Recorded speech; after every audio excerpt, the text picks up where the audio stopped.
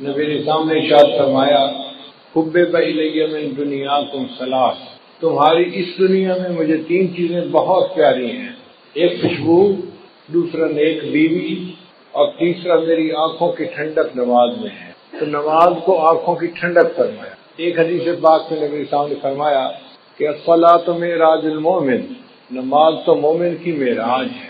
نبی علیہ السلام کو اللہ تعالیٰ نے جسمانی معراج عطا فرمائی تھی، مومن کو نماز پڑھنے سے روحانی معراج حاصل ہوئی۔ جتنے باقی احکام ہیں اللہ تعالیٰ نے اسی دنیا میں بھیجے۔ نماز کے حکم کے لیے اللہ نے اپنے محبوب صلی اللہ علیہ وسلم کو عرش پر بلایا اور وہاں پر نماز کا تحفہ عطا فرمایا۔ شروع میں 50 نمازیں فرض تھیں۔ نبی علیہ السلام جب واپس آنے لگے تو بہت خوش تھے کہ میرے پروردگار نے مجھے تحفہ دیا، میں اپنی امت کے پاس اللہ کا تحفہ لے کر جاؤں گا۔ راستے میں ایک آسمان کے اوپر حضرت موسیٰ علیہ السلام انتظار میں تھے۔ پوچھا اے اللہ کے حبیب صلی اللہ علیہ وسلم، اللہ تعالیٰ نے آپ کو کوئی تحفہ دیا؟ فرمایا 50 نمازوں کا۔ تو انہوں نے کہا اے اللہ کے محبوب صلی اللہ علیہ وسلم، میری امت پر چند نمازیں فرض تھیں اور ان کے لیے وہ پڑھنی بھی مشکل ہو گئی تھی، 50 نمازیں تو بہت زیادہ ہیں، آپ اللہ تعالیٰ سے عرض کریں کہ اللہ اس کو کم کر دیں۔ تو نبی علیہ السلام پھر اوپر عرش پر تشریف لے گئے، اللہ تعالیٰ نے 5 نمازیں کم کر دیں، 45 ہو گئیں۔ پھر دوبارہ موسیٰ علیہ السلام نے کہا کہ نبی علیہ السلام نے دوسری مرتبہ عرض کیا تو 40 ہو گئیں۔ غرض 9 مرتبہ اوپر نیچے جانا ہوا اور 45 نمازیں معاف ہو گئیں اور 5 نمازیں رہ گئیں۔ پھر نبی علیہ السلام نے فرمایا موسیٰ علیہ السلام کو کہ اب مجھے اللہ کے سامنے جاتے ہوئے حیا آتی ہے، شرم آتی ہے، 5 نمازیں تو ہیں، میری امت 5 نمازیں پڑھ لے گی، مگر اللہ نے فرمایا کہ میرے محبوب صلی اللہ علیہ وسلم آپ کی امت 5 نمازیں پڑھے گی، ہم ان کے نام اعمال میں 50 نمازوں کا ثواب لکھیں گے۔ من جاء بالحسنۃ فلہ عشر امثالھا، اللہ تعالیٰ نے 10 گنا اجر دینے کا وعدہ فرمایا۔ اب یہاں پر 2-3 نکتے ہیں، وہ ذرا غور سے سنیے کہ نبی علیہ السلام نے مسجد اقصیٰ میں سب انبیاء کی امامت فرمائی، تو حضرت موسیٰ علیہ السلام کیوں راستے میں بیٹھے تھے؟ حضرت ابراہیم علیہ السلام کیوں نہ بیٹھے؟ حضرت آدم علیہ السلام کیوں نہ بیٹھے؟ کوئی اور نبی علیہ السلام کیوں نہ بیٹھے؟ حضرت موسیٰ علیہ السلام راستے میں بیٹھے انتظار کیوں کر رہے تھے؟ علماء نے جواب دیا کہ حضرت موسیٰ علیہ السلام کلیم اللہ تھے، وہ کوہ طور پہ جاتے تھے، اللہ تعالیٰ سے ہم کلامی کرتے تھے، ہم کلامی کرنے سے ان کے دل میں چاہت ہوئی کہ اے اللہ میں آپ کا دیدار کرنا چاہتا ہوں، رب ارنی انظر الیک۔ اب انہوں نے جب اللہ سے فریاد کی تو اللہ نے فرمایا میرے پیارے موسیٰ علیہ السلام دنیا میں تم زیارت نہیں کر سکتے، انک لن ترانی نہیں دیکھ سکتے، بلکہ اللہ تعالیٰ نے کوہ طور پر تجلی ڈالی تو موسیٰ علیہ السلام بے ہوش ہو کر گر گئے، اور وہ تجلی بھی 70,000 پردوں میں سے تھی۔ تو موسیٰ علیہ السلام نے سوچا کہ میں تو اللہ تعالیٰ کا دیدار نہیں کر سکا، اب اللہ تعالیٰ نے معراج پر اپنے محبوب صلی اللہ علیہ وسلم کو بلایا ہے تو محبوب اللہ کا دیدار کر کے آئیں گے، میں راستے میں بیٹھتا ہوں تاکہ میں سب سے پہلے ان کا دیدار کروں جو اللہ کا دیدار کر کے آ رہے ہیں۔ دوسرا نقطہ کہ اللہ تعالیٰ چاہتے تو 50 کو پہلی دفعہ ہی 45 کر دیتے، چلو 5 رہ گئیں 45 معاف، یہ 5 کر کے 9 دفعہ چکر لگانا یہ کیا مسئلہ ہوا؟ علماء نے جواب دیا کہ اللہ تعالیٰ اگر چاہتے تو ایسا کر سکتے تھے، مگر اللہ تعالیٰ نے 5 نمازوں کو معاف اس لیے کیا کہ کل کو کہنے والے اعتراض نہ کریں کہ اللہ کے حبیب صلی اللہ علیہ وسلم کو معراج حاصل ہوا تھا بس 1 دفعہ چلے گئے تھے۔ اللہ نے فرمایا نہیں، 1 دفعہ وہ عرش پر نہیں آئے، میرے محبوب جتنی مرتبہ چاہیں گے اتنی مرتبہ عرش کے اوپر آئیں گے۔ تو 9 مرتبہ نبی علیہ السلام عرش پر گئے اور اللہ نے 45 نمازوں کو معاف کر دیا اور باقی 5 نمازیں رہ گئیں۔ اب ایک تیسرا نقطہ بڑا مزے کا ہے کہ حضرت موسیٰ علیہ السلام نے کہا کہ اللہ کے حبیب صلی اللہ علیہ وسلم 50 نمازیں بہت زیادہ ہیں، آپ کم ہونے کی درخواست کریں۔ تو کیا حضرت موسیٰ علیہ السلام نبی علیہ السلام سے زیادہ ذہین تھے؟ خود نبی علیہ السلام کو خیال نہ آیا کہ کم کروا لینی چاہیے؟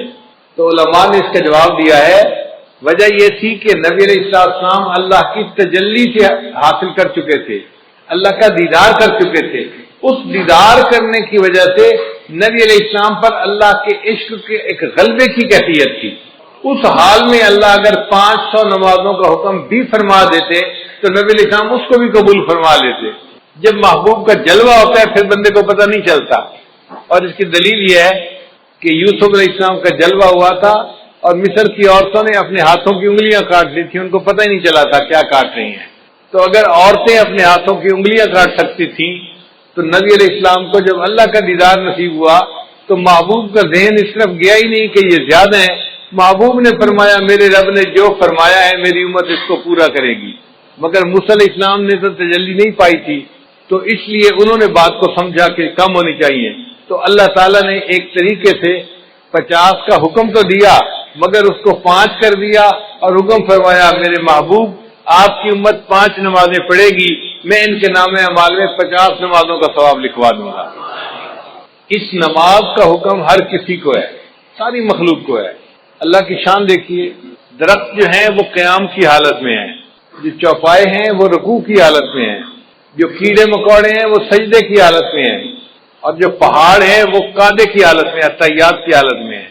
کل قد علم صلاتہ و تسبیحہ، اللہ فرماتے ہیں ہر کسی کو اپنی نماز کا پتہ ہے کہ کیسے ادا کرنی ہے، مگر ساری مخلوق ایک ایک رکن ادا کر رہی ہے۔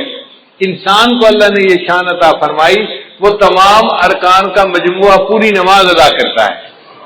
حدیث پاک میں آتا ہے عرش پہ فرشتے ہیں وہ بھی نماز ادا کرتے ہیں، جو قیام میں ہے وہ ساری زندگی قیام میں رہے گا، رکوع نہیں کر سکے گا، جو رکوع میں ہے ساری زندگی رکوع میں رہے گا، سجدے میں نہیں جائے گا، جو سجدے میں ہے ساری زندگی سجدے میں رہے گا، اتحیات میں نہیں جائے گا، جو اتحیات میں ہے ساری زندگی اتحیات میں۔ تو فرشتے ایک ایک رکن پر عمل کرتے ہیں، اور اللہ نے انسان کو یہ شان عطا فرمائی، ان تمام ارکان کا مجموعہ پوری نماز تکبیر اولیٰ سے لے کے سلام پھیرنے تک انسان کو عطا فرما دی۔ اور اس نماز کا حکم بچے کو بچپن سے دے دیا جاتا ہے۔ آپ حیران ہوں گے کہ جی بچپن سے کیسے دے دیا جاتا ہے؟ بھئی دیکھیں جب بچہ پیدا ہوتا ہے تو ایک کان میں اذان اور دوسرے میں اقامت۔ تو اذان میں کیا کہتے ہیں؟ حی علی الصلاۃ، حی علی الفلاح۔ تو نماز کے لیے بلایا نا بچے کو، تو اذان دینے کے کئی فوائد ہیں۔ ایک تو اللہ کا نام اس کے دماغ میں پہنچایا، بچے کے دماغ میں، دوسرا اس کو نماز کا حکم بھی فرمایا، اور تیسرا اس کو یہ بھی بتا دیا کہ اے بچے تیری زندگی کی اذان بھی ہو چکی، اقامت بھی ہو چکی، اب جب نماز پڑھنے میں تھوڑا سا وقت باقی ہوتا ہے اتنا تیری زندگی ہے، اس زندگی کو تو گزارے گا تو تیری نماز جنازہ کھڑی ہو جائے گی۔ اور حکم نماز اس کا بھی جو ہے نا وہ صراحت ہے۔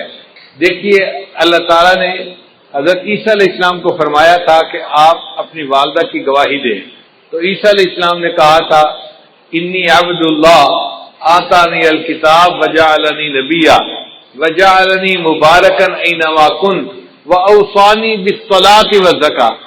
تو دیکھو بچہ ہے کہہ رہا ہے کہ اللہ نے مجھے حکم دیا نماز کا، تو بچپن میں ہی گویا نماز کا حکم مل جاتا ہے بچے کو۔ پڑھنی تو ہوتی ہے جب وہ بالغ ہوگا، فرض اس وقت ہوگی، حکم پہلے سے دے دیا جاتا ہے اس کی اہمیت کی وجہ سے۔ یہ نماز اتنی اہم ہے۔ یہ ایسے ہی ہے، بچہ چھوٹا ہوتا ہے ماں باپ بچپن میں کہہ دیتے ہیں بیٹا ہم نے تجھے حافظ بنانا ہے، ہم نے تجھے عالم بنانا ہے، تجھے انجینئر بنانا ہے، ڈاکٹر بنانا ہے، ہم نے تجھے پائلٹ بنانا ہے۔ اب وہ چھوٹا سا بچہ ہے لیکن پائلٹ بننے کے لیے اس کو اسی وقت سے کہنا شروع کر دیتے ہیں اہمیت کی وجہ سے۔ اسی طرح نماز کے لیے بچپن میں ہی کہہ دیا گیا، اگرچہ نماز فرض تو ہونی تھی جب اس نے جوان ہونا تھا۔ صلاۃ عربی کا لفظ ہے اور اس کے جو حروف اصلی ہیں وہ 3 ہیں، صاد، لام اور الف، صلاۃ۔ اور جس لفظ کے یہ حروف ہوں اس کے 3 معنی ہوتے ہیں، ایک ہوتا ہے دعا کرنا، دوسرا ہوتا ہے تعظیم کرنا، اور تیسرا ہوتا ہے ٹیڑھے پن کو ٹھیک کرنا۔ تو نماز میں یہ تینوں صفات پائی جاتی ہیں۔ نماز میں تعظیم الہی بھی ہے۔ آپ دیکھیں تعظیم کے 4 طریقے ہوتے ہیں، کسی کو دیکھ کے ادب سے کھڑا ہو جائے، کسی کو دیکھ کے اس کے سامنے جھک جائے، کسی کو دیکھ کے اس کے پاؤں کے اوپر جو ہے وہ جا پڑے، یا کسی کو دیکھے تو اٹھ کے بیٹھ جائے۔ تو 4 طریقے تھے، اللہ نے نماز میں چاروں طریقے مکمل کر دیے۔ تو نماز میں تعظیم بدرجہ اتم موجود ہے۔ دوسرا ہوتا ہے کہ دعا کرنا، نماز میں دعا موجود ہے۔ ہم پڑھتے ہیں رب اجعلنی مقیم الصلاۃ ومن ذریتی، یہ دعا ہے جو ہم نماز میں مانگ رہے ہوتے ہیں۔ اور تیسرا معنی ہے ٹیڑھے پن کو ٹھیک کرنا، تو جیسے آگ کے ذریعے سے بانس اگر ٹیڑھا ہو تو اس کو سیدھا کر لیا جاتا ہے، اسی طرح نماز بھی اپنے نور کی گرمی سے انسان کے ٹیڑھے اخلاق کو ٹھیک کر دیتی ہے، انسان کو نیک بنا دیتی ہے۔ اب ایک نقطہ اور بھی ہے کہ 5 نمازیں اللہ نے کیوں بنائی؟ 7 بن جاتی، 3 بن جاتی، 10 بن جاتی، 5 کیوں؟ علماء نے اس کا خوبصورت جواب دیا۔ وہ فرماتے ہیں کہ اللہ تعالیٰ نے ہر انسان کو 5 حواس عطا فرمائے ہیں، 5 جن کو حواس خمسہ کہتے ہیں، چھوٹے بچے سکولوں میں پڑھتے بھی ہیں۔ وہ 5 حواس کون سے ہیں؟ دیکھنا، سننا، سونگھنا، چھونا اور چکھنا، یہ 5 حواس ہیں جو اللہ نے ہر بندے کو عطا فرمائے ہیں، اور 5 حواس پر شکریہ ادا کرنے کے بدلے اللہ نے ان پر 5 نمازیں فرض فرما دی۔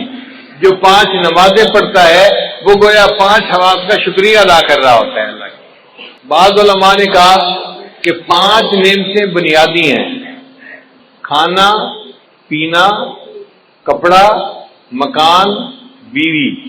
اب یہ ہر بندے کو ان کی ضرورت ہوتی ہے، تو اللہ نے 5 نمازیں اس لیے فرض ادا فرمائی کہ میرے بندے 5 نمازیں پڑھنے سے تم 5 نعمتوں کا شکر ادا کرنے والے بن جاؤ گے۔ بعض علماء نے لکھا کہ 5 مصیبتیں ہیں جن میں سے ہر بندے نے گزرنا ہے۔ ایک ہے موت، دوسری ہے قبر، تیسرا ہے حشر، چوتھا ہے پل صراط اور 5واں ہے میزان۔ یہ 5 ایسی مصیبتیں ہیں کہ جن میں سے ہر بندے کو گزرنا ہی ہے، چاہے نیک ہو یا بد ہو۔ اللہ نے 5 نمازیں فرض فرمائی، جو میرا بندہ 5 نمازیں پڑھے گا میں ان کو ان 5 مصیبتوں میں سے آسانی کے ساتھ گزار دوں گا۔ حل پیدا ہوتا ہے کہ اللہ تعالیٰ نے فجر کے وقت نماز کو فرض فرمائی، تو علماء نے جواب دیا کہ حضرت آدم علیہ السلام کو اللہ نے رات کے وقت اتارا تھا زمین پر، تو وہ بڑا اللہ کے سامنے روئے، دعائیں مانگی۔ جب صبح کی روشنی ہوئی تو انہوں نے شکرانے کی نماز پڑھی، تو حضرت آدم علیہ السلام کے شکرانے کی نماز کی وجہ سے اللہ نے امت کو فجر کی نماز عطا فرمائی کہ تم بھی اپنے والد اکبر کی طرح سے اپنے اعمال کا شکریہ ادا کرنے والے بن جاؤ گے۔ پھر دوسرا، جنت میں جو اللہ تعالیٰ کا دیدار ہوگا وہ صبح کا وقت ہوگا، جیسے طلوع ہونے سے پہلے کا وقت ہوتا ہے نا، اس طرح کا وقت ہوگا۔ تو اللہ تعالیٰ نے فرمایا میرے بندو تم دنیا میں فجر کی نماز پڑھو گے تو اس کے بدلے تمہیں میں جنت میں اپنا دیدار عطا فرما دوں گا۔ پھر حضرت یوسف علیہ السلام نے بھی شکرانے کے نوافل پڑھے تھے۔ بھائیوں نے جب ان کو کنویں میں ڈال دیا تھا تو کنواں تھا اور یوسف علیہ السلام بچے تھے، اب کنویں کی تنہائی بھی تھی، اوپر سے رات کا اندھیرا بھی آ گیا، تو یوسف علیہ السلام بڑے غمزدہ تھے۔ ایک تو بھائیوں نے زیادتی کی اور دوسرا تنہائی تھی اور اندھیرا تھا، اور وہ سمجھ رہے تھے کہ شاید اب مجھے باقی زندگی اندھیرے میں ہی گزارنی پڑے گی۔ جب تہجد کا وقت ہوا تو یوسف علیہ السلام بڑے پریشان تھے۔ حدیث پاک میں آتا ہے انہوں نے اس وقت دعا مانگی، اے اللہ میری پریشانی کو بھی دور کر دے اور جو بھی پریشان بندہ ہے دنیا میں اس کی بھی پریشانی کو دور کر دے۔ اللہ تعالیٰ نے یوسف علیہ السلام کی دعا کو ایسے قبول کیا کہ وہ رات کا ایسا وقت ہوتا ہے ہر پریشان بندے کی پریشانی ختم ہو جاتی ہے۔ آپ دیکھیں کوئی بندہ فوت ہو گیا، گھر کے سارے لوگ پریشان ہیں، سارا دن روئیں گے، رات بھر روتے رہیں گے، آپ دیکھیں گے تہجد کے وقت ان کو بھی نیند آ جائے گی، وہ بھی پرسکون ہو جائیں گے۔ کسی بندے کی بیماری ہو تو آپ دیکھیں کہ تہجد کے وقت ہسپتال میں مریضوں کی حالت پرسکون ہو جاتی ہے۔ تو ہر بندے کی پریشانی تہجد کے وقت میں اللہ کم کر دیتے ہیں۔ یہ یوسف علیہ السلام کی دعا قبول ہوئی، اللہ نے ہر پریشان کی پریشانی کو دور فرما دیا۔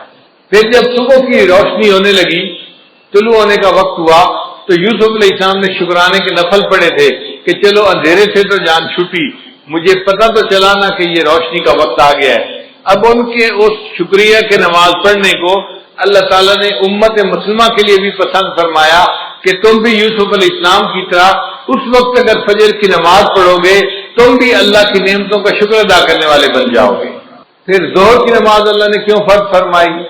اس لیے کہ ظہر کے بعد سورج ڈھلتا ہے، تو مومن کو اللہ نے سبق دیا دیکھو چڑھتے سورج کی ہر کوئی پرستش کرتا ہے، لیکن جب سورج ڈھلنے لگ جائے تم اپنے رب کی عبادت کرو۔ ہم چڑھنے اور اترنے والوں کی پرورش نہیں کرتے، ہم اپنے رب کی پرورش کرتے ہیں۔ ہم سورج اور چاند کی پرورش کرنے والے نہیں، ہم اپنے پروردگار کی عبادت کرنے والے بندے ہیں۔ پھر یہ کہ وہ گرمی کا وقت ہوتا ہے تو اللہ تعالیٰ نے فرمایا میرے بندو تم میں سے جو کوئی ظہر کی نماز پڑھے گا گرمی کے وقت میں اس کے بدلے اس کے لیے قیامت کے دن کی گرمی کا جو ہے نا برداشت کرنا آسان کر دوں گا، اس کو میں عرش کا سایہ عطا فرما دوں گا۔ پھر عصر کا وقت وہ وقت ہے کہ جب آدم علیہ السلام نے جنت میں گندم کا دانہ کھایا تھا تو چونکہ ایک بھول ہو گئی تھی تو اللہ تعالیٰ نے اس وقت نماز کو فرض فرما دیا کہ بندو تم بھی نماز پڑھو، تمہارے جد امجد سے بھول ہو گئی تھی، میں نے اس کو معاف کر دیا تھا، اب تم عصر کی نماز پڑھو گے، تم سے زندگی میں جو کئی بھول چوک ہوگی میں اس کو بھی معاف فرما دوں گا۔ پھر عصر کے وقت حضرت یونس علیہ السلام کو مچھلی نے اپنے پیٹ سے باہر نکالا تھا تو اللہ تعالیٰ نے فرمایا کہ میرے بندو تم بھی حالات کی مچھلی کے پیٹ میں پھنس سکتے ہو۔ مثال کے طور پہ کوئی قرضے کے اندر پھنسا ہوا ہے، ادا نہیں ہو رہا، کسی کا کاروبار بند ہے، چلتا نہیں، کوئی بیماری کی مصیبت میں پھنسا ہوا ہے، بیماری دور نہیں ہوتی، کوئی بچی گھر بیٹھی ہے، رشتہ نہیں آتا، وہ حالات کی مچھلی کے پیٹ میں پھنسی ہوئی ہے۔ اب اس مچھلی کے پیٹ سے کیسے نکلے؟ عصر کی نماز پڑھو گے، اللہ تعالیٰ تمہیں ان مصیبتوں کی مچھلی کے پیٹ سے نکال دیں گے، مسئلوں کو حل کر دیں گے۔ پھر قبر میں جو میت سے سوال جواب ہوتا ہے تو اس وقت عصر کا وقت ہوتا ہے، تو عصر کی نماز اس لیے قائم فرمائی کہ جو بندہ عصر کی نماز دنیا میں پڑھے گا اس کے لیے قبر میں سوال و جواب کا دینا اللہ آسان فرما دیں گے۔ مغرب کی نماز اللہ نے کیوں فرض فرمائی؟ اس لیے کہ سارے دن میں جو غلطیاں ہوئی، کوتاہیاں ہوئیں، اب یہ مغرب کی نماز پڑھے گا اللہ پورے دن کے گناہوں کو اس کے بدلے معاف فرما دیں گے۔ حضرت آدم علیہ السلام کی توبہ اللہ نے مغرب کے وقت قبول فرمائی تھی، تو امت محمدیہ کو مغرب کی نماز دی گئی کہ تم اگر مغرب کی نماز پڑھو گے اس کے بدلے ہم تمہاری زندگی کے سب گناہوں کو معاف کر دیں گے، تمہاری توبہ کو بھی قبول فرما لیں گے۔ اب عشاء کی نماز یہ اس امت کی خصوصیت ہے، پہلے کسی امت کو عشاء کی نماز نہیں ملی، عشاء کی نماز امت محمدیہ ہی کو ملی ہے۔ کیوں کہ نبی علیہ السلام کو جو معراج ملا تھا وہ عشاء کی نماز کے وقت ملا تھا۔ اللہ نے فرمایا میرے محبوب آپ کی امت عشاء کی نماز پڑھے گی، آپ کو تو میں نے جسمانی معراج عطا فرمایا، آپ کی امت کو عشاء کی نماز کے بدلے روحانی معراج عطا فرما دو۔ ایک سوال ذہن میں یہ پیدا ہوتا ہے کہ نماز میں رکعتیں 2 ہوتی ہیں، 3 ہوتی ہیں یا 4 ہوتی ہیں؟ فجر کی 2 رکعت فرض ہے، ظہر کی 4 رکعت فرض ہے، مغرب کی 3 رکعت فرض ہے، تو 2، 3 اور 4 رکعتیں، یہ رکعتوں کا سلسلہ اتنا ایسے کیوں ہے؟ 1 رکعت ہوتی، 2 رکعت ہوتی، کام ختم ہو جاتا، آخر 2 رکعت، 3 رکعت یا 4 رکعت میں کیا حکمت ہے؟ قرآن مجید کی آیت ہے، اللہ نے فرشتوں کو بنایا جاعل الملائکۃ رسلا اولی اجنحۃ مثنی و ثلاث و رباع، اللہ نے فرشتوں کو پیدا کیا، بعض فرشتوں کے 2 پر ہیں، بعض کے 3 اور بعض کے 4۔ اللہ نے فرمایا کہ میرے محبوب صلی اللہ علیہ وسلم فرشتوں کو میں نے پرواز عطا کی 2 پروں سے، 3 پروں سے، 4 پروں سے۔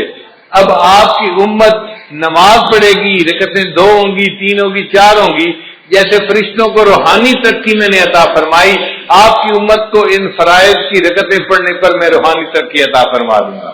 پھر کل رکعتیں جو انسان کے اوپر لازم ہیں وہ 17 ہیں، 2 فجر کی، 4 ظہر کی، 4 عصر کی، 3 مغرب کی اور عشاء کی 4 رکعت فرض اور 3 رکعت وتر، یہ 17 رکعتیں بنتی ہیں۔ تو 17 رکعتیں کیوں دی گئیں؟ علماء نے جواب دیا کہ نبی علیہ السلام نے معراج میں 17 چیزوں کی سیر کی تھی، 8 جنتوں کی، 7 آسمانوں کی، تو 7 اور 8 15 بن گئے، اور 1 عرش اور 1 کرسی، 17 ہو گئے۔ اللہ نے اپنے حبیب صلی اللہ علیہ وسلم کو 17 چیزوں کی سیر عطا فرمائی تھی، اس کے بدلے ہمارے اوپر 17 رکعتیں فرض فرما دی۔ امت ان 17 رکعتوں کو ادا کرے گی، میں ان کو بھی روحانی طور پہ سیر عطا فرما دوں گا۔ نماز معراج کیوں ہے اور عبادت معراج کیوں نہ بنی؟ اس لیے کہ نماز میں مومن اپنا سر سجدے میں اتنا جھکاتا ہے کہ انتہا ہو جاتی ہے، اسی لیے اگر کہیں گھاس والی جگہ ہو اور نماز پڑھنی پڑے تو بندہ اگر گھاس کے اوپر پیشانی لگا کے اٹھا لے تو سجدہ نہیں ہوتا، یا کوئی فوم کا گدا ہو اور بندہ اوپر پیشانی لگا کے اٹھا لے تو سجدہ ادا نہیں ہوتا۔ سجدے کے لیے ضروری ہے کہ اتنا سر جھکائے کہ نیچے سے زمین کی سختی محسوس ہونے لگ جائے۔ جب سختی نیچے سے محسوس ہوگی، اب سر نیچے جا ہی نہیں سکتا، تب سجدہ مکمل ہوگا۔ اللہ نے فرمایا میرے بندے تو نے سجدہ کرنے میں اپنے سر کو جھکانے کی انتہا کر دی، اس حالت میں میرے بندے میں نے تجھے اٹھانے کی انتہا کر دی، میں نے تجھے معراج عطا فرما دیا۔ اس لیے سجدے کی حالت میں مومن معراج کی حالت میں ہوتا ہے۔ اب ایک اہم سوال کہ نماز میں سورہ فاتحہ پڑھنی کیوں ضروری ہے؟ نبی اسلام نے ارشاد فرمایا ان الصلاۃ تنہا، نبی اسلام نے فرمایا لا صلاۃ الا بفاتحۃ الکتاب، کہ سورہ فاتحہ پڑھے بغیر نماز نہیں ہوتی۔ علماء نے لکھا ہے کہ فاتحہ پڑھنی ضروری ہے۔ اگر کسی بندے نے نماز میں فاتحہ پڑھ لی تو باقی کچھ بھی نہیں پڑھا، اس کی نماز ہو جائے گی۔ فاتحہ نہیں پڑھی تو نماز نہیں ہوتی، نماز فاتحہ پڑھنی ضروری۔ اتنی اہمیت کیوں ہے؟ اس کی وجہ ہے وہ ذرا سمجھ لیجئے کہ اللہ تعالیٰ نے جتنی آسمانی کتابوں میں اپنے معارف کو اتارا، اس سب معارف کو اللہ نے قرآن مجید میں اتار دیا۔ پھر قرآن مجید میں اللہ نے جو کچھ نازل فرمایا اس کو اللہ نے سورہ بقرہ میں نازل کر دیا۔ پھر اللہ نے سورہ بقرہ میں جو کچھ نازل فرمایا اس کو سورہ فاتحہ میں نازل فرما دیا۔ اس لیے سورہ فاتحہ کو فاتحہ کہتے ہیں۔ یہ اوپننگ چیپٹر ہے قرآن مجید کا، اس کو باب القرآن کہتے ہیں۔ یہ قرآن پاک کا دروازہ ہے، یعنی پورے قرآن میں جو مضامین تھے وہ سارے کے سارے سورہ بقرہ میں آ گئے، سورہ فاتحہ میں آ گئے۔ ذرا اس پر غور کر لیجئے کہ سورہ فاتحہ میں کیسے آ گئے۔ سورہ فاتحہ میں الحمدللہ یہ دو الفاظ ہیں جو اللہ کی تعریف کرتے ہیں۔ اب پورے قرآن مجید میں اللہ کی جتنی تعریفیں ہیں، جتنی اللہ کی عظمت بیان ہوئی، اللہ کی کبریائی بیان ہوئی، وہ الحمدللہ کے لفظ میں سمٹ کے آ گئی کہ تعریفیں سب کس کے لیے ہیں؟ اللہ کے لیے۔ اور سچی بات یہ ہے کہ تعریفیں سجتی اللہ ہی کو ہیں۔ حتیٰ کہ اگر کوئی بندہ دوسرے بندے کی تعریف کرے تو وہ بھی اللہ کی تعریف کر رہا ہے۔ خاوند بیوی کی تعریف کرے تو وہ بھی اللہ کی تعریف کر رہا ہے۔ کیوں؟ بیوی کو کس نے بنایا؟ اللہ نے بنایا۔ بیوی خاوند کے اچھے اخلاق کی تعریف کرتی ہے تو وہ اللہ کی تعریف کر رہی ہے۔ خاوند کو اچھے اخلاق کس نے دیے؟ اللہ نے دیے۔ ماں باپ اولاد کی تعریف کریں تو اللہ کی تعریف، کیوں؟ اولاد کس نے دی؟ اللہ نے دی۔ ہم دنیا کی کسی چیز کی تعریف کریں، وہ تعریف حقیقت میں اس کے پیدا کرنے والے کی تعریف ہے۔ تو تعریف کا مالک، حقدار حقیقت میں فقط اللہ ہی ہے۔ الحمدللہ ان الفاظ میں بندہ اقرار کرتا ہے اے اللہ، تعریف اگر کسی کی ہو سکتی ہے تو وہ آپ ہی کی ذات ہے، آپ ہی کو تعریف سجتی ہے۔ تعریفوں کی انتہا ساری کی ساری آپ کے لیے ہے۔ اس لیے قیامت کے دن نبی السلام کے ہاتھوں میں جو جھنڈا ہوگا اس کا نام ہوگا لواء الحمد، حمد کا جھنڈا۔ اور نبی السلام کا نام اللہ نے رکھا احمد۔ احمد کا معنی وہ بندہ جس نے اللہ کی سب سے زیادہ دنیا میں تعریفیں کی ہوں۔ اور واقعی جتنی نبی السلام نے اللہ کی تعریفیں کی ہیں دنیا میں کسی اور نے اللہ کی اتنی تعریفیں نہیں کی۔ اور اس امت کا نام قیامت کے دن ہوگا حمادون، اللہ کی سب سے زیادہ تعریفیں کرنے والے۔ اور نبی علیہ السلام کو جنت میں جو گھر ملے گا، محل ملے گا، اس کا نام ہوگا بیت الحمد۔ تو اللہ تعالیٰ کے لیے سب حمد ہے۔ اس لیے فرشتے بھی کہیں گے وقیل الحمدللہ رب العالمین۔ تو سب تعریفیں کس کے لیے ہیں؟ تو الحمدللہ کے الفاظ نے اللہ تعالیٰ کی تمام تعریفوں کو اپنے اندر سمیٹ لیا۔ پھر آگے فرمایا رب العالمین، جو جہانوں کا رب ہے۔ رب کہتے ہیں آقا کو، مولا کو، پرورش دینے والے کو۔ جیسے ماں باپ بچے کی پرورش کرتے ہیں تو ماں باپ بیٹے کے رب ہوتے ہیں، مربی ہوتے ہیں۔ مالی پودے کی پرورش کرتا ہے، اس کو چھوٹے سے لے کے درخت تک جو ہے وہ لے جاتا ہے تو وہ اس کا مربی ہوتا ہے۔ اسی لیے یہ رب کی صفت پرورش دینے والے کی صفت ہے۔ اللہ تعالیٰ ساری کائنات کا رب ہے، وہ ساری کائنات کو پالتا ہے۔ پالنے کی صفت کس میں ہے؟ اللہ رب العزت کے اندر۔ اس لیے اللہ تعالیٰ نے انسان کو دنیا میں بھیجنے سے پہلے عالم ارواح میں پیدا فرمایا چھوٹے چھوٹے جسموں کے ساتھ، اور ان سے وعدہ لیا تھا الست بربکم، کیا میں تمہارا رب نہیں ہوں؟ تو اس سوال کے جواب میں نبی علیہ السلام نے سب سے پہلے کہا تھا بلا، اے اللہ آپ ہی ہمارے پروردگار ہیں، رب ہیں۔ اور آپ کے جواب کو سن کر پھر ساری مخلوق نے اس جواب کو ریپیٹ کیا تھا، اللہ آپ ہی ہمارے رب ہیں۔ اللہ نے فرمایا اچھا، سب نے میرے ساتھ وعدہ تو کر لیا، مجھے رب سمجھتے ہو، میں تمہیں دنیا میں بھیجتا ہوں آزمانے کے لیے کہ دنیا میں جا کے تم کس کو رب مانتے ہو۔ چنانچہ آج لوگ سمجھتے ہیں ہم نوکری سے پل رہے ہیں، ہم فیکٹری سے پل رہے ہیں، ہم زراعت سے پل رہے ہیں، ہم کاروبار سے پل رہے ہیں۔ نہیں، ہم اللہ سے پل رہے ہیں، اللہ ہمیں پال رہا ہے، ہمیں کوئی اور چیز نہیں پال رہی۔ اسی لیے دعوت تبلیغ والے لوگ کہتے ہیں نا کہ بھائی ان اسباب کی نفی کرو۔ سچی بات ہے، جس طرح پہلے زمانے میں لات اور منات کی نفی کی جاتی تھی، اسی شد و مد کے ساتھ ان اسباب کی نفی کرنی چاہیے، اپنے دل کو سمجھانا چاہیے میں زراعت سے نہیں پل رہا، میں اپنی تجارت سے نہیں پل رہا، میں اپنی نوکری سے نہیں پل رہا، میں فیکٹری سے نہیں پل رہا، مجھے کون پال رہا ہے؟ میرا اللہ مجھے پال رہا ہے۔ رب ہمارا کون ہے؟ اللہ ہے، اللہ پالنے والا ہے۔ تو نظر اللہ پہ رکھیں، اسباب پہ نظر نہ رکھیں۔ تو نے پتھر میں کیڑے کو پالا، خشک مٹی سے سبزہ نکالا، یہ تیرا ہے جہاں، یہ زمین آسماں اے خدایا، کس نے تیری حقیقت کو پایا۔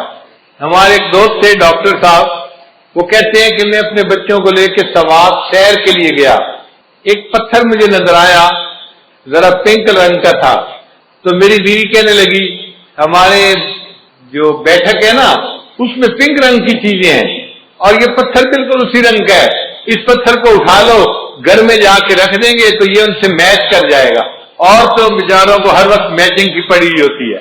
چنانچہ وہ پتھر انہوں نے اٹھا لیا، وہ گول سا پتھر تھا، وہ کہتے ہیں کہ وہ پتھر 3 سال ہمارے گھر پڑا رہا ڈیکوریشن پیس کے طور پہ، جو آتا پتھر کو دیکھ کر بڑا خوش ہوتا، کتنا خوبصورت پتھر ہے اور بالکل رنگ میچ کر رہا ہے۔ کہنے لگے کہ 3 سال کے بعد ایک دن میری بیوی گھر کی صفائی کر رہی تھی، صفائی کرتے ہوئے اس نے جو پتھر کو اٹھایا کہ میں اس کو ذرا صاف کر دوں کپڑے سے، ہاتھ سے پتھر گرا اور نیچے گر کر ٹوٹ گیا۔ جب پتھر ٹوٹا تو وہ اندر سے خالی تھا، ہالو تھا۔ کہنے لگی کہ اس نے دیکھا اندر ایک کیڑا تھا اور اسے چلنا شروع کر دیا۔ 3 سال وہ پتھر ہمارے گھر میں رہا اور اللہ نے اس بند پتھر کے اندر اس کیڑے کو پال کے دکھا دیا۔ تو جو پروردگار مخلوق کو رزق دیتا ہے، پالتا ہے، اس پروردگار ہی کے لیے تعریفیں ہیں۔ تو رب العالمین کے لیے لفظ سے گویا ہم نے اتنی بڑی بات کو تسلیم کر لیا کہ ہمارا رب کون ہے، اور وہ ایک بندے کا رب نہیں ہے یا انسانوں کا رب نہیں ہے، وہ جہانوں کا رب ہے، جو مخلوق ہے جہاں بھی ہے سب کا رب وہی ہے۔ اسی لیے قرآن مجید کو الحمدللہ رب العالمین سے شروع کیا اور آخر پہ جا کے ختم کہاں کیا؟ قل اعوذ برب الناس ملک الناس۔ تو رب کے لفظ پہ جا کے قرآن مجید کو ختم بھی کیا۔ اور انسان جب دنیا سے جائے گا قبر میں تو فرشتے آ کے جو پہلا سوال پوچھیں گے وہ سوال ہوگا من ربک، تیرا رب کون ہے؟ تو دنیا میں کیا ایمان بنا کے آیا، کیا سیکھ کے آیا، بتا تیرا رب کون ہے؟ جو اللہ پہ توکل کرتا ہوگا وہ کہے گا ربی اللہ، میرا رب اللہ ہے۔ اور جس نے دنیا میں محنت کی ہوگی وہ کہے گا ہے ہاتھ لا ادری، مجھے نہیں پتا میرا رب کون ہے، پھر اس کی پٹائی ہوگی۔ اس لیے یہ رب کے سبق کو ہم نے اچھی طرح یاد کرنا ہے تاکہ قبر میں بھی سوال کا جواب دینا آسان ہو جائے، اور قیامت کے دن بھی انسان اپنے رب کے سامنے کھڑے ہوں گے۔ یوم یقوم الناس لرب العالمین، انسان اپنے رب کے سامنے کھڑے ہوں گے۔ تو رب العالمین کے لفظ نے اللہ کی ربوبیت کو کے مضمون کو اپنے اندر سمیٹ لیا۔ اب ربوبیت قاہرانہ بھی ہوتی ہے اور ربوبیت راحمانہ بھی ہوتی ہے۔ باپ بھی مربی ہوتا ہے مگر روب ہوتا ہے، جلال ہوتا ہے، تھپڑ بھی لگا دیتا ہے بچے کے، سختی کرتا ہے۔ اور ماں میں بھی جو ہے یہ ربوبیت ہوتی ہے، مربیانہ صفت ہوتی ہے مگر رحمت والی ہوتی ہے۔ ماں محبت سے بچے کی پرورش کرتی ہے۔ اب اللہ تعالیٰ اس کائنات کے رب ہیں تو ان کی ربوبیت کیسی ہے؟ فرمایا الرحمن الرحیم، رحمت والی ربوبیت ہے اللہ کی، وہ رحمت کی ربوبیت سے پوری کائنات کی پرورش فرما رہا ہے۔ اب رحمان اور رحیم دو لفظ ہیں۔ رحمان کہتے ہیں اس ذات کو کہ جس کے پاس بے انتہا خزانے ہوں، اور رحیم کہتے ہیں کہ اس کے خزانے استعمال بھی بے انتہا ہو رہے ہوں۔ دو صفتیں ہوتی ہیں، بندے کے پاس پیسہ بھی بہت زیادہ ہو اور دل بھی بہت بڑا ہو کہ اپنے پیسے کو غریبوں پہ تقسیم بھی کر رہا ہو۔ کئی مرتبہ بندہ سخی تو بڑا ہوتا ہے، پیسے ایک ڈھیلا پیسے کا نہیں ہوتا، اس کی سخاوت کس کام کی؟ یا بندے کے پاس پیسہ تو بہت ہوتا ہے، خرچ کرنے کی صفت نہیں ہوتی تو پیسہ کس کام کا؟ مزہ تو تب ہے کہ پیسہ ہو بھی بہت زیادہ اور خرچ کرنے کی عادت بھی خوب ہو اس کی۔ اللہ تعالیٰ میں یہ دونوں صفتیں موجود ہیں۔ اللہ کے پاس رحمتوں کے خزانے بھی بے انتہا ہیں اور اللہ کی رحمت خرچ بھی بے انتہا ہو رہی ہے، اپنے اور پرائے سب پہ خرچ ہو رہی ہے۔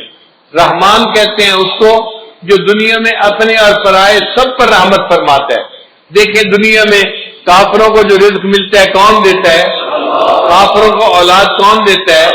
صحت کون دیتا ہے؟ رزق کھانے کو کون دیتا ہے؟ اللہ دیتا ہے۔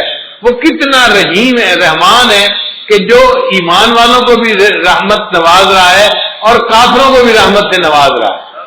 تو اپنے اور پرائے سب کو وہ ایمان والوں کو بھی دیتا ہے، وہ وفاداروں کو بھی دیتا ہے، وہ دنیا میں غداروں کو بھی دیتا ہے۔ وہ بڑا کریم آتا ہے اور قیامت کے دن اللہ تعالیٰ ایمان والوں کے ساتھ خاص رحمت فرمائیں گے۔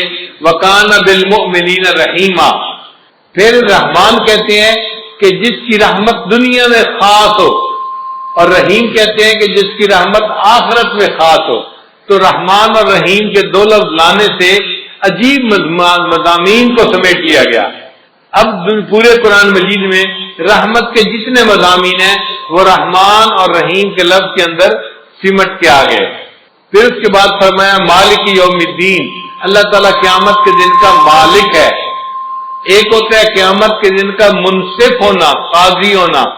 بھائی دیکھیں جو قاضی ہوتا ہے نا وہ قانون کا پابند ہوتا ہے، وہ ملزم کی فیور نہیں کر سکتا۔ وہ کہتا ہے جی مجھے تو قانون کے مطابق فیصلہ کرنا تھا، میں تو مجبور تھا، میں فیور نہیں کر سکتا۔ اللہ تعالیٰ قیامت کے دن کے صرف منصف نہیں مالک بھی ہیں، اور مالک کو اختیار ہوتا ہے وہ جس کی چاہے فیور کرے اور جس کو چاہے معاف فرما دے۔ تو اللہ نے فرمایا میں قیامت کے دن کا مالک ہوں، میں جس کو چاہوں گا قیامت کے دن اس کو معاف فرما دوں گا، اس کی بخشش فرما دوں گا۔ تو مضمون جتنا قیامت کا پورے قرآن مجید میں آیا اس کو مالک یوم الدین کے الفاظ میں اپنے اندر سمیٹ لیا۔ پھر اس کے بعد فرمایا ایاک نعبد، اے اللہ ہم آپ ہی کی عبادت کرتے ہیں۔ عبادت کے لائق فقط اللہ ہی کی ذات ہے۔ عبادت کس کی کرنی چاہیے؟ اب مشرک کیا کرتے ہیں؟ وہ کہتے ہیں ہم اللہ کی بھی عبادت کرتے ہیں۔ بھئی یہ بھی کا نقطہ نہیں چاہیے، ہم اللہ ہی کی عبادت کرتے ہیں۔ اب کوئی بندہ کہے جی نقطے سے کیا بنتا ہے؟ بھئی نقطے سے بہت فرق پڑتا ہے۔ آپ بتاؤ اگر کوئی بیوی کسی خاوند کو کہے میں آپ کی بھی بیوی ہوں تو اس کو نقطہ قبول ہوگا؟ خاوند کہے گا نہیں تم کہو میں آپ ہی کی بیوی ہوں۔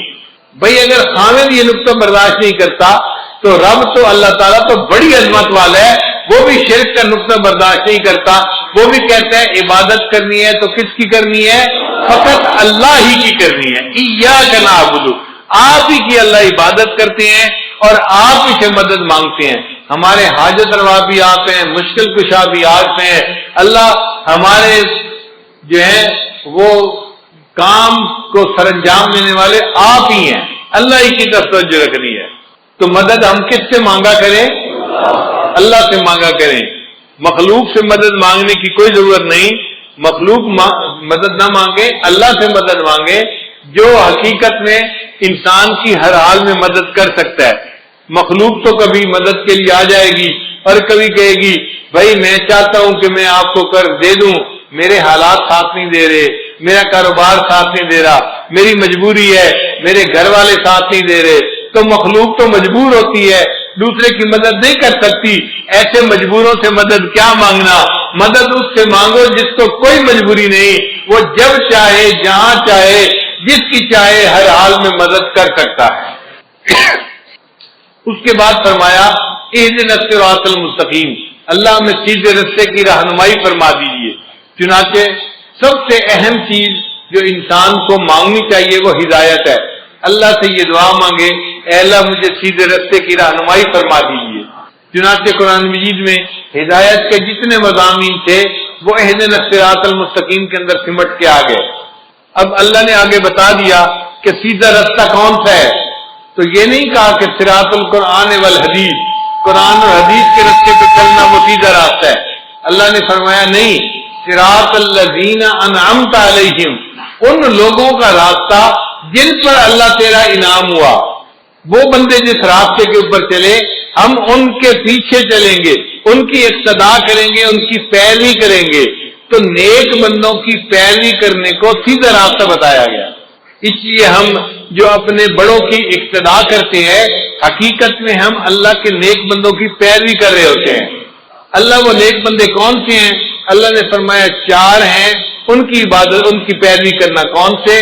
من النبیین والصدیقین والشہداء والصالحین، انبیاء، صدیقین، شہداء اور صالحین، ان 4 کی بات ماننا، ان کے راستے کے اوپر چلنا، تو سیدھے راستے پر چلنے والے بن جاؤ گے۔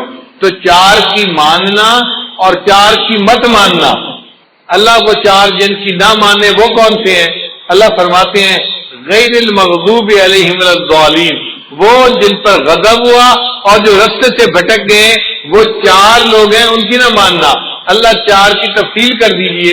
اللہ فرماتے ہیں وہ ہیں یہود اور نصارہ اور مشرکین اور ملحدین، یہ 4 لوگ ہیں، ان کے راستے پہ بالکل نہیں جانا تم نے۔ تو 4 کی ماننی ہے، 4 کی نہیں ماننی۔ جن کی ماننی ہے وہ انعام یافتہ لوگ ہیں، انبیاء، صدیقین، شہداء اور صالحین، اور جن کی نہیں ماننی وہ ہیں یہود، نصارہ، مشرکین اور ملحدین۔ اللہ تعالی ہمیں ان 4 مغضوب علیہم لوگوں کے راستے پر قدم اٹھانے سے محفوظ فرمائے اور ہمیشہ اپنے انعام یافتہ بندوں کے راستے پہ چلنے کی اللہ ہمیں توفیق عطا فرمائے۔ اس لیے چونکہ پورے قرآن مجید کے مضامین کا خلاصہ سورہ بقرہ میں آ گیا، اللہ تعالیٰ نے سورہ بقرہ کا نماز میں پڑھنا لازم کر دیا، فرمایا لا صلاۃ الا بفاتحۃ الکتاب۔ اس لیے سورہ فاتحہ کا پڑھنا ضروری ہے۔ ہم جب نماز پڑھیں تو سورہ فاتحہ کے ایک ایک لفظ کے مضمون پر غور کریں اور سوچیں کہ اللہ نے کیا حکم دیا اور ہمیں اس کے مطابق اپنی زندگی کو بنانے کی ضرورت ہے۔ اب ایک اور نقطہ، آخر اللہ تعالیٰ کو نماز اتنی پسند کیوں ہے کہ نبی علیہ السلام نے فرمایا مومن اور کافر کے درمیان فرق کرنے والی چیز نماز ہے، اور جو بندہ نماز پڑھے گا اللہ تعالیٰ اس کے سارے دن کے کاموں کا ذمہ دار بنے گا، اللہ اس کے کاموں میں اس کی مدد کرے گا اور اس کی اللہ تعالیٰ ہر حال میں جو ہے وہ پشت پناہی فرمائیں گے۔ تو نماز آخر اتنی پسند کیوں ہے؟ اللہ کیوں خوش ہوتے ہیں؟ علماء نے اس کا جواب دیا کہ جب مومن نماز پڑھتا ہے تو اس سے شکل جو ہوتی ہے نا وہ احمد کے لفظ کی بنتی ہے۔ قیام میں ہماری حالت الف کی مانند ہوتی ہے، رکوع میں ہماری حالت ہا کی مانند ہوتی ہے، اور سجدے میں ہماری حالت میم کی مانند ہوتی ہے، اور اتحیات میں ہماری حالت دال کی مانند ہوتی ہے۔ اب سب ارکان کو جمع کرو تو کون سا لفظ بنا؟ احمد کا لفظ بنا، اور احمد اللہ کے محبوب کا نام ہے۔ اللہ فرماتے ہیں میرے بندے تو نماز میری پڑھ رہا ہے لیکن تیرا جسم میرے محبوب کے نام کی شکل بنا رہا ہے، تو مجھے میرے محبوب کی یاد دلا رہا ہے، اس حال میں مجھے تیرے اوپر بھی پیار آ رہا ہے، تجھ سے بھی مجھے محبت ہو گئی۔ پھر سجدہ جو ہے نا یہ نماز کے اندر سب سے اہم پوزیشن ہے کہ بندہ اپنی پیشانی اللہ کے سجدہ فنا کی مانند ہے اور سجدے سے اٹھنا بقا کی مانند ہے، اس لیے سجدے کی بڑی اہمیت ہے۔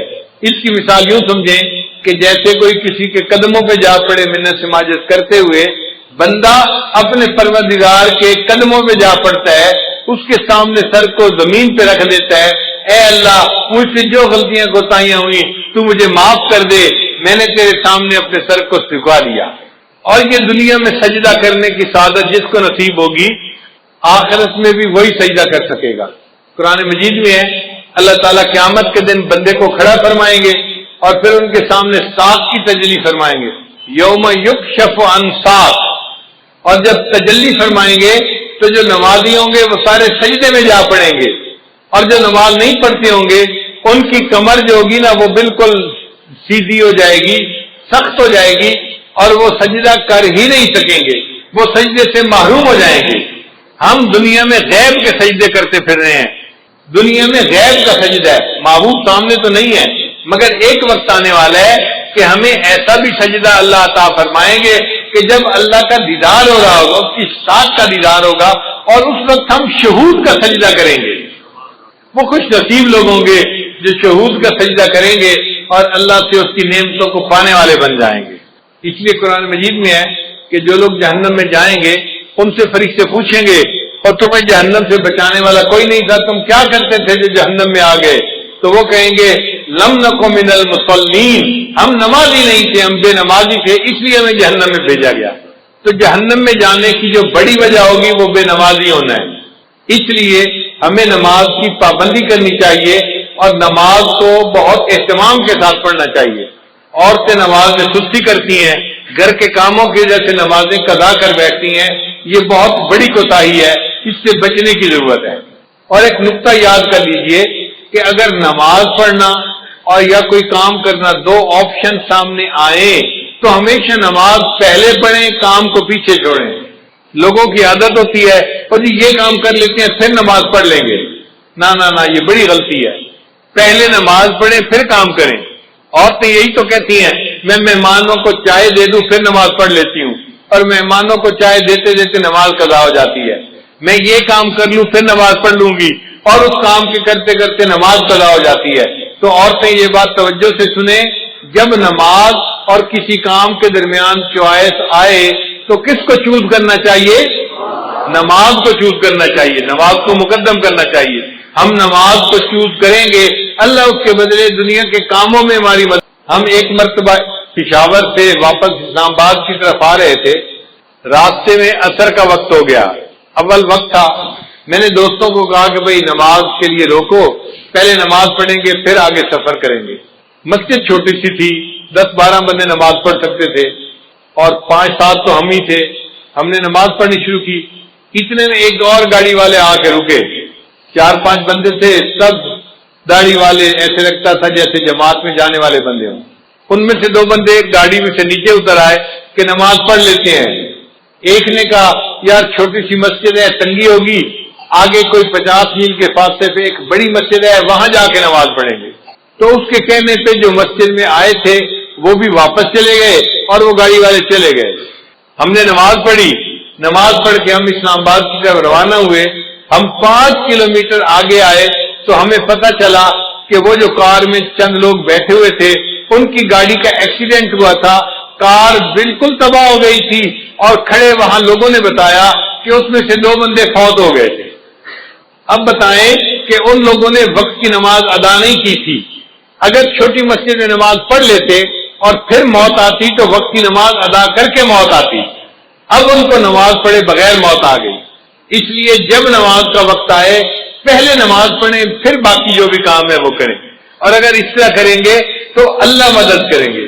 ایک عرب کا واقعہ سن لیں، میں اپنی بات کو مکمل کرتا ہوں کہ وہ دیہاتی آدمی تھا اور اس کا نہری پانی کا معاملہ تھا اور زمین میں پانی دینے کا مسئلہ تھا. تو بیوی نے کہا دیکھیں فصل خشک کھڑی ہے، آپ پہلے پانی دے دیں اور پھر آپ اگر نماز کا وقت بچے تو جائیں، ورنہ اگر جمعہ کا قضا بھی ہو گیا تو کیا فرق پڑتا ہے. اس نے کہا ہرگز نہیں، میں جا کے جمعہ پڑھوں گا اور پھر بعد میں آ کے دیکھوں گا پانی کا وقت بچتا ہے یا نہیں بچتا. دونوں وقت ایک جیسے تھے، ادھر جمعے کا وقت تھا ادھر پانی کا وقت تھا. خیر بیوی چپ ہو گئی. اب جب وہ جمعے کے لیے نکلنے لگا نا تو پتہ چلا کہ ان کا جو اونٹ تھا وہ کہیں بھاگ گیا تھا. تو بیوی نے پھر شور مچایا، دیکھیں ہمارے پاس اونٹ اتنا قیمتی ہے، سواری کے کام آتا ہے، اور ہم دوسرا اونٹ تو خرید نہیں سکتے، اونٹ کہیں کھل کے چلا گیا ہے، ابھی تو قریب ہوگا، آپ اونٹ کو ڈھونڈ لیں مل جائے گا. जुम्मा बाद में पढ़ लेना, जोर पढ़ लेना और ऊंट को तलाश कर लेना। उसने कहा कि नहीं, मैं पहले जुम्मा पढ़ूंगा, बाद में आके ऊंट को तलाश करूंगा। वो बंदा खैर जुम्मा पढ़ने चला गया। अल्लाह की शान देखें, जब जुम्मा पढ़ के घर वापस आया, क्या देखता है कि ऊंट दरवाजे के ऊपर बंधा हुआ है। उसने बीवी से पूछा, ये ऊंट कैसे आया? बीवी कहने लगी, मैं घर बैठी आटा गूंद रही थी कि मुझे बाहर कुत्तों के भौंकने की आवाज आई। मैंने घर का दरवाजा खोल के देखा तो मैंने देखा कि 4-5 कुत्ते इसके पीछे लगे हुए थे और ये ऊंट भागता हुआ अपने घर वापस आ रहा था। जब ये दरवाजे के करीब पहुंचा तो मैंने इसकी मुहार पकड़ के दरवाजे के साथ बांध दिया। अल्लाह ने कुत्तों के जरिए से ऊंट को वैसे ही घर पहुंचा दिया। उसने कहा, चलो अल्लाह ने मेरा एक काम तो कर दिया, अब मैं जाता हूं और जाके जमीन को पानी भी लगाता हूं। अल्लाह की शान, जब वो पानी लगाने के लिए गया तो क्या देखता है, उसकी पूरी जमीन को पानी लगा हुआ है। वो बड़ा हैरान कि ये पानी कैसे लग गया मेरी जमीन को। अभी वहीं खड़ा था कि उसका जो हमसाया था ना देहाती, वो आया जिम्मेदार और कहने लगा, भाई मुझे माफ करना, मैंने अपनी जमीन को पानी लगाना था, मेरा नंबर पहले था, आपका नंबर बाद में था। जब मैंने अपनी जमीन को पानी लगाया तो मेरे और तुम्हारे जमीन के दरमियान जो सुराख बना हुआ था ना, वो खुला हुआ था, मुझे इसका पता नहीं था। मैं अपनी जमीन को पानी लगाता रहा, जब लगा के देखा तो तुम्हारी जमीन को पूरा पानी लग चुका था। अल्लाह ने जुम्मा की नमाज पढ़ने के बदले उसकी जमीन को पानी भी लगवा दिया और उसके ऊंट को भी वापस घर पहुंचा दिया।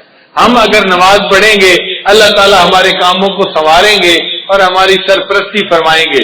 इसलिए नमाज को अहमियत देनी चाहिए और हरगिज कज़ा नहीं करनी चाहिए। मेरी जिंदगी तो फिराक है, वो अज़ल से दिल में मकी सही। अल्लाह ताला अज़ल से है दिल में, मगर दुनिया में है तो फिराक ना। मेरी जिंदगी तो फिराक है, वो अज़ल से दिल में मकी सही। वो निगाह शौक से दूर है, रगे जां से लाख करी सही।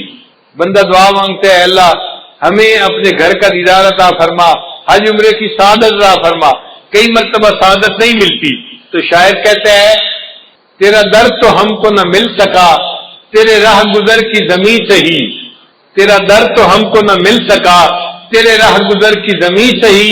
हमें सजदा करने से काम है, जो वहां नहीं तो यही सही। अल्लाह सजदा करना है ना, वहां जाके नहीं कर सके तो यहां तुझे सजदा करते हैं। और आखिर पे कहते हैं, सरे तूर हो सरे हश्र हो, हमें इंतजार कबूल है। आज दुनिया में हम गैर के सजदे कर रहे हैं, अल्लाह हमें क़यामत के दिन दीदार के साथ सजदा अता फरमाएंगे। सरे तूर हो सरे हश्र हो, हमें इंतजार कबूल है। वो कभी मिले वो कहीं मिले, वो कभी सही वो कहीं सही। अल्लाह मिलने का वादा तो करे, कहीं मिलने का वादा करे, कभी मिलने का वादा करे। हम इंतजार करने के लिए तैयार हैं, मगर हम आपका दीदार करके रहेंगे और क़यामत के दिन आपके कदमों पे सर सजदे में डाल कर रहेंगे। अल्लाह ताला हमें नमाज का पक्का पाबंद बना दे। व आखिर चुनाचे एक आखिरी बात करके बात को मुकम्मल करता हूं। आप हजरात भी कहेंगे कि काबू आ गए, अब छोड़ने का नाम नहीं लेते। लजीज बूद हिकायत दराज तर गुफ्तम, अपनी बातें हैं ना, गैर की तो है नहीं, अपनी बातें बंदा लंबी कर लेता है। उम्मीद है कि आप माफ फरमा देंगे। एक वाकया, बनु कुरैजा का एक यहूदी ताजिर है, नाम है सलाम बिन जुबैर। ये शाम आया और शाम से इसने माल तिजारत खरीदा। एक गुलाम भी बिक रहा था, न शक्ल अच्छी थी, न कोई और ऐसा उसमें हुनर नजर आता था, और बेचने वाला भी जान छुड़ा रहा था, गुल खलासी कर रहा था, तो सस्ता बहुत बिक रहा था। तो वो कहते हैं कि सस्ता होने की वजह से मैंने कहा चलो ये भी खरीद लेते हैं, कोई तो ले लेगा, किसी को गुलाम की नौकर की घर में जरूरत होगी। उसका नाम था सालिम, लड़के का नाम था सालिम, और खरीदने वाला सलाम बिन जुबैर कुरैजवी, बनु कुरैजा का बंदा था, यहूदी था। अब वो लेके मदीने आया, उसका माल तिजारत तो हाथों हाथ बिक गया। अब वो चाहता है कि मैं काम समेटूं, कबीले में जाऊं, लेकिन गुलाम कोई नहीं खरीदता। जो आता है देखता है کہتا ہے نہ عقل نظر آتی ہے نہ شکل نظر آتی ہے، کیوں خریدے؟ وہ اس کے لیے گلے کا کانٹا بن گیا۔ 1 ہفتہ 10 دن وہ روز مارکیٹ جاتا اور غلام کو کوئی نہ خریدتا، بڑا پریشان، حتیٰ کہ اس نے یہ فیصلہ کر لیا کہ جب یہ اتنا ہی نکما ہے تو میں اس کو اونی پونی قیمت پہ بیچ دیتا ہوں۔ جس دن اس نے یہ ارادہ کیا نا، تو مدینہ کی ایک جوان العمر لڑکی تھی، کنواری تھی، سبیتا اس کا نام تھا، سبیتا کہتے ہیں باوقار۔ وہ گزر رہی تھی اور اس نے کئی مرتبہ اس غلام کو اسی طرح بازار میں دھوپ میں کھڑے دیکھا تھا۔ وہ جوان بچی تھی، عورت ذات تھی، دل نرم تھا، رحم آ گیا۔ اس نے پوچھا سلام سے کہ اس لڑکے کو تم بیچنا چاہتے ہو؟ اس نے کہا ہاں میں بیچنا نہیں چاہتا، میں جان چھڑانا چاہتا ہوں۔ کیا لوگے؟ اس نے کہا جتنے میں خریدا اور راستے میں جو اس پہ خرچ کیا، خرچہ دے دو، اسے لے جاؤ۔ لو جی، اس نے تھوڑی سی قیمت مانگی، سبیتا نے دے دیا اور اس لڑکے کو لے کر آ گئی۔ خریدتے وقت اس نے پوچھا تھا کہ یہ لڑکا ملا کہاں؟ اس نے کہا یوں تھا اور ایک ماں باپ کا بیٹا تھا اور جدا ہو گیا اور میں لے آیا۔ تو نرم دل لڑکی تھی، وہ سوچتی رہی کہ کتنے بچے ایسے ہوں گے جو اپنی ماں سے جدا کر دیے جاتے ہیں، یہ بھی تو کسی ماں کا بیٹا ہوگا، پتہ نہیں اس کی ماں اس کے لیے کتنا ترستی ہوگی، روتی ہوگی، اور سارا دن میں دیکھتی ہوں یہ دھوپ میں کھڑا ہوتا ہے بیچارہ، پسینہ آ رہا ہوتا ہے، پینے کو پانی نہیں، کھانے کو کوئی چیز نہیں، اس طرح اس نے اس کو رکھا ہوا ہے۔ تو اس نے کہا اچھا میں گھر آتی ہوں اور میں اسی کو اپنا بیٹا بنا لوں گی اور میں شادی نہیں کروں گی، ایسا نہ ہو کہ میری اولاد کے ساتھ بھی کل یہی معاملہ پیش آ جائے۔ سبیتا نے اس بچے کو اپنے گھر میں جیسے بیٹے کو پالتے ہیں اس طرح پالنا شروع کیا۔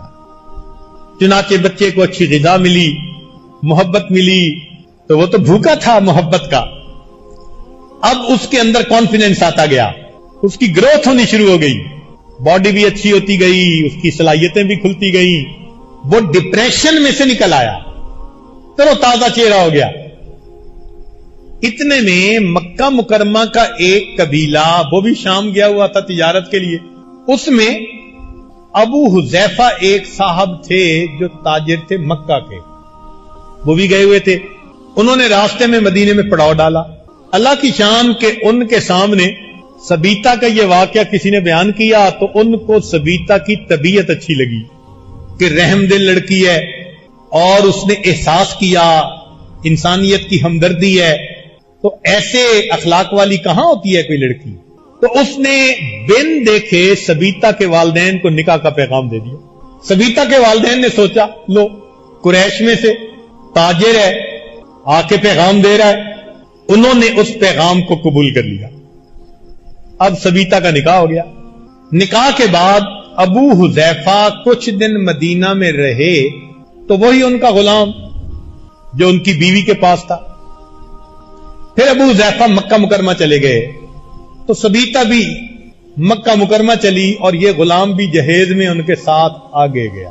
مکہ مکرمہ جا کر جب انہوں نے اپنا سامان بیچ لیا تو وہ دوست تھے حضرت عثمان غنی رضی اللہ عنہ، وہ بھی تاجر تھے، وہ بھی تاجر تھے، بزنس مین، ایک دوسرے کے دوست تھے۔ انہوں نے یہ محسوس کیا کہ میرے یہ جو تاجر دوست ہیں نا، یہ مجھ سے ملتے نہیں، کنی کترا جاتے ہیں، دوستی کا ایک تعلق ہوتا ہے۔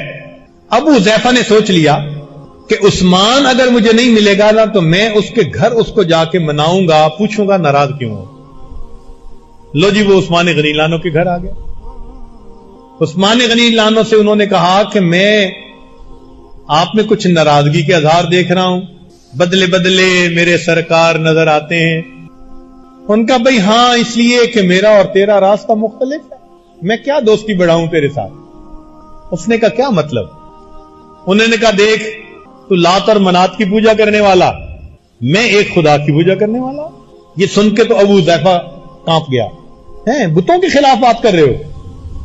اس نے کہا ہاں، نبی صلی اللہ علیہ وسلم مبعوث ہوئے ہیں اور میں نے اپنے اس آقا کے پیغام پر لبیک کہی ہے اور میں اب مسلمان ہو چکا ہوں، لہذا میرا اور تیرا گزارا نہیں ہو سکتا۔ اب حذیفہ کو محسوس ہوا کہ میرا جگری یار مجھ سے جدا ہو گیا. تو انہوں نے یہ الفاظ کہہ دی, اچھا یار اگر وہ ایسے ہیں کہ انہوں نے تیری زندگی کو بدل دیا تو مجھے بھی ملا.